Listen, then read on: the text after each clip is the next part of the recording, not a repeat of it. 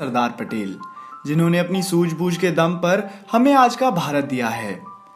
सरदार पटेल ही वह व्यक्ति हैं जिन्होंने भारत में अलग अलग बटी हुई 565 रियासतों को एक करा और आज के भारत के निर्माण में अहम भूमिका निभाई। हाल ही में बनाए गए स्टैचू ऑफ यूनिटी की वजह से सरदार वल्लभ भाई पटेल चर्चा का विषय बने हुए हैं। आज की इस वीडियो में हम सरदार पटेल की कहानी शुरुआत से जानने की कोशिश करेंगे। वल्लभ भाई जावेर भाई पटेल का जन्म 31 अक्टूबर 1875 को ब्रिटिश इंडिया के नदियाद नामक जगह पर हुआ था। उनके पिता का नाम जावेर भाई पटेल और माँ का नाम लाडबाई था। वह कुल 6 भाई बहन थे, जिनमें वह अपने माता पिता की चौथी संतान थे। बचपन से ही पटेल एक बहुत ही मजबूत सोच के व्यक्ति थे। पटेल ने अपनी शुरुआती पढ़ाई नदियाद में ही की थी। आपको जानकर शायद हैरानी होगी, पर जब सरदार पटेल 22 साल के थे तब जाकर उन्होंने अपनी हाई स्कूल की परीक्षा पास करी थी। परिवार वालों को लगता था कि वे अपने लक्ष्य के प्रति अस्थिर हैं और यहाँ तक कि उनके जीवन में कोई लक्ष्य ही नहीं है। पर इन बातों के विपरीत वल्लभ भाई पटेल के कुछ सपने थे जिन्हें वे पूरा करना चाहते थे। इनमें से एक था एक बैरिस्टर बनना, जिसके लिए उनको लंदन जाकर पढ़ाई करनी थी। अपने इसी सपने को पूरा करने के लिए उन्होंने कई साल अपने परिवार से दूर बिताए। उन्होंने लॉयर्स से किताबें उधार ले लेकर पढ़ाई करी। इसके अलावा उन्होंने खूब परिश्रम किया और पैसे बचाते रहे और कहा जाता है कि उन्होंने सिर्फ 2 सालों में एग्जाम क्लियर कर लिया था, जिसके बाद वे लंदन गए और वहाँ बैरिस्टर की पढ़ाई की और बहुत ही अच्छे नंबर्स के साथ पास भी हुए, जिसकी वजह से उनको वहाँ की सरकार से भी कई नौकरियों के ऑफर आए। लेकिन उन्होंने सबको ठुकरा कर भारत आना ज्यादा बेहतर समझा। पढ़ाई पूरी करने के बाद वल्लभ भाई पटेल वापस भारत आ गए और अपना काम शुरू कर दिया। वे बहुत ही कुशल वकील थे। अपनी वकालत के शुरुआती समय में ही उन्होंने अपना एक अलग ही नाम बना लिया था। उन्होंने शुरुआती समय में अहमदाबाद में ही अपनी प्रैक्टिस करी।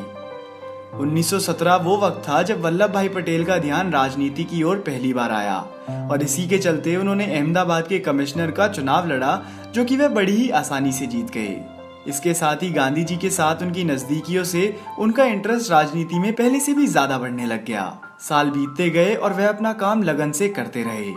1928 आते आते वे राजनीति में भी एक जाना माना नाम बन चुके थे। इसी साल बरदोली नामक जिले के किसानों के ऊपर सरकार टैक्स के नाम पर मनमाना पैसा वसूल कर रही थी। तब इसके उपाय के लिए वल्लभ भाई पटेल ने एक सत्याग्रह अभियान की रूपरेखा तैयार की और इस सत्याग्रह में उन्होंने किसानों का सफल नेतृत्व किया, जहां से किसानों द्वारा उनको सरदार की उपाधि दी गई और इसी के साथ उनके नाम में सरदार नाम जोड़ा जाने लगा।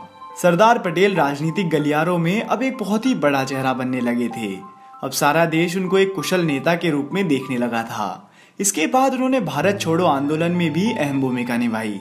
उनकी बेदाग छवि और लोगों को अपनी तरफ मिलाने की काबिलियत से घबराकर अंग्रेजी हुकूमत ने 9 अगस्त 1942 को उन्हें गिरफ्तार कर लिया, जिसके बाद उनको 3 साल जेल में ही रखा गया। 3 सालों तक सजा काटने के बाद जब वह रिहा हुए तब देश आजाद होने की कगार पर था। ऐसा कहा जाता है कि सरदार पटेल ही वह व्यक्ति हैं जिन्होंने पाकिस्तान को एक अलग देश बनने का समर्थन दिया, क्योंकि उनके मुताबिक इससे दोनों ही देशों में बढ़ते हुए दंगे कम हो जाएंगे। 15 अगस्त 1947 को भारत आजाद हुआ और जवाहरलाल नेहरू देश के पहले प्रधानमंत्री बनाए गए। वहीं सरदार वल्लभ भाई पटेल को देश का पहला डेप्यूटी पीएम बनाया गया। भारत भले ही आजाद हो गया था, पर अभी भी भारत एक सूत्र में नहीं बंधा था, क्योंकि भारत में सैकड़ों की संख्या में अलग अलग रियासतें थी, जिनके अपने कानून, नियम और पुलिस हुआ करते थे। ऐसे में एक भारत का सपना अधूरा था। अब इन रियासतों को भारत में जोड़ने का काम सरदार पटेल को दिया गया, जिन्होंने भारत की 565 अलग अलग रियासतों को भारत में बड़ी आसानी से जोड़ लिया। सिर्फ जूनागढ़, कश्मीर और हैदराबाद ही वह रियासतें थी जिन्होंने भारत में जुड़ने से मना किया, पर पटेल ने अपनी समझ, सूझबूझ और कुशल नेतृत्व की क्षमता से किसी तरह इनको भी भारत में जोड़ लिया और हमको आज का भारत एक संपूर्ण भारत दिया।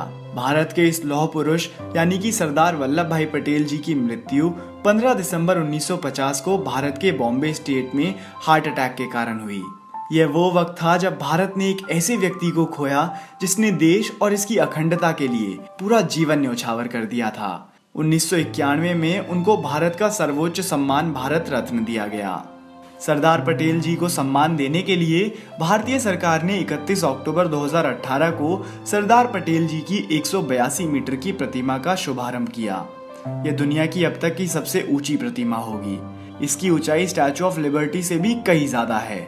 इस प्रतिमा को गुजरात के वडोदरा में बनाया गया है और इसको स्टैचू ऑफ यूनिटी नाम दिया गया है। ये प्रतिमा अपने आप में ही सरदार पटेल के देश के प्रति किए गए गौरवमयी काम को दर्शाती है। इसका उद्घाटन हमारे देश के प्रधानमंत्री नरेंद्र मोदी जी ने किया था। दोस्तों, अगर आपको ये वीडियो पसंद आई हो तो आप इस वीडियो को लाइक करके हमारा मनोबल बढ़ा सकते हैं। और हम अगली वीडियो किन टॉपिक्स पर बनाएं, आप हमें कमेंट करके ज़रूर बताएं। और आप इस स्टैचू के बारे में क्या सोचते हैं, आप हमें वह भी कमेंट करके बताएं। और दोस्तों, अगर आप ऐसी वीडियो पहली बार देख रहे हैं और ऐसी और वीडियोस देखना चाहते हैं तो इस चैनल को सब्सक्राइब कर लीजिए।